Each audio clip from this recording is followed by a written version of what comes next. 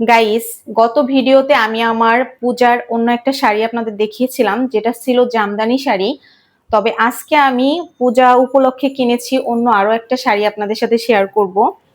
তো এটা হচ্ছে রেডিয়াম কালারের মধ্যে। এটা হচ্ছে একটা খাড্ডি শাড়ি। কি একটা নাম বললো, তসর খাড্ডি মেবি, এমন কিছু একটা নাম বলেছিল। এটা একদম টিস্যুর মতো, একদম টিস্যুর মতো নরম। তো এই শাড়িটাও আমি নিয়েছি, তাই ভাবলাম আপনাদের সাথে একটু শেয়ার করি। তো এই যে হচ্ছে আমার এটা হচ্ছে শাড়ির আঁচলটা, আঁচলের সাইডটা এমন হবে।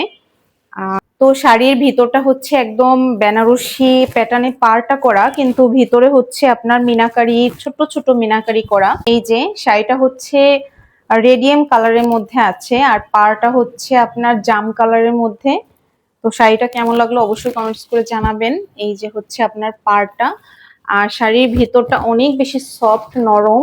একদম এই পাশ থেকে ওপাশ মনে হয় সম্পূর্ণ দেখা যায়, এত বেশি নরম ছিল।